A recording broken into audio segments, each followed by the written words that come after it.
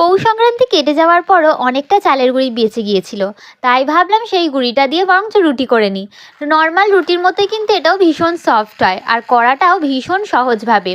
যখন যতটা চালের গুঁড়ি আপনি নেবেন ঠিক ততটা পরিমাণ জল ভালো করে ফুটিয়ে নিতে হবে। ওই জলের মধ্যে একটুখানি নুন আর তেল দিয়ে চালের গুঁড়িটাকে ভালো করে নাড়িয়ে এইবার আটার মতো করে সুন্দর করে সফট করে মাখতে হবে। যত ভালোভাবে আপনি মাখবেন তত সফট হবে। তারপর চালের গুঁড়ি দিয়েই যেমন আমরা রুটি বানাই সেই রকমভাবে রুটি বেলে নিতে হবে। তার সাথে মিক্স ডাল করেছিলাম, মানে সব রকম মিক্স ডাল ছিল, সেইটা তরকার মতো করে রান্না করেছিলাম। দেখুন রুটিটা হয়ে গেছে কতটা সফট, দেখুন ছিঁড়েও যাবে না, কিছুই না। হ্যাঁ, ধারগুলো অন্য রুটির মতো এরকম একদম প্লেন হয় না, একটু ফাটা ফাটা থাকে, কিন্তু একদম সফট থাকে। সকালবেলা ওই জন্য টিফিনের জন্য চালের গুঁড়ির রুটি আর ওই মিক্স ডাল যেটা সেইটাই করেছিলাম, সেইটা দিয়ে কিন্তু খেতে খুব ভালো লাগে। তারপর ভাবলাম একটা চাটনি করে নিই। ধনেপাতার চাটনি করেছিলাম, মানে চাটনিটা করেছিলাম আসলে বড়া করব বলে। এখানে বিট, গাজর, ধনেপাতা, কাঁচা লঙ্কা, পেঁয়াজ সমস্ত কিছু দিয়ে আর একটুখানি বেসন আর একটু সুজি, এই সমস্ত কিছু দিয়ে একটা বড়া করব বলে পুরো রেডি করে নিয়েছিলাম। আর সেইটা খাওয়ার জন্য চাটনিটা রেডি করেছিলাম।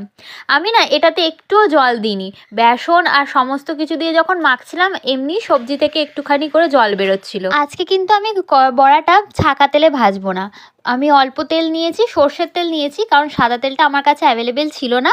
তাই কড়ার মধ্যে একটুখানি সর্ষের তেল নিয়ে ভালো করে গরম করে নাড়িয়ে চাড়িয়ে নিয়েছি। আর পুরো বড়াটা আমি লো ফ্লেমেতে করব।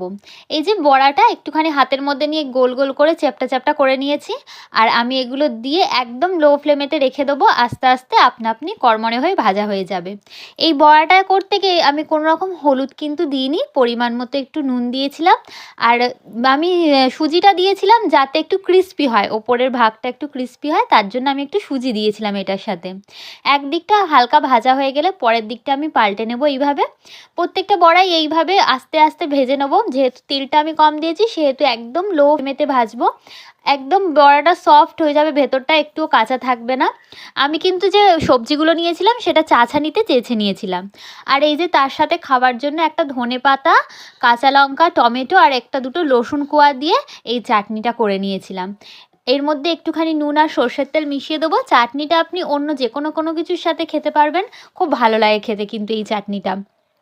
আমার লঙ্কাটা দিয়েছিলাম, 4-5টা লঙ্কা দিয়েছিলাম, কিন্তু খুব একটা ঝাল হয়নি যদিও।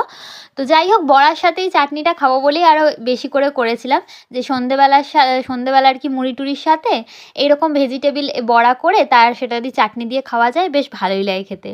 এই বড়াটা যে আমরা শুধুমাত্র সন্ধ্যাবেলা মুড়ির সাথে খেয়েছিলাম সেটা কিন্তু নয়, রাত্রিবেলা ডাল ভাতের সাথেও বেশ ভালো লাগছিল কিন্তু খেতে। দেখুন মধ্যবিত্ত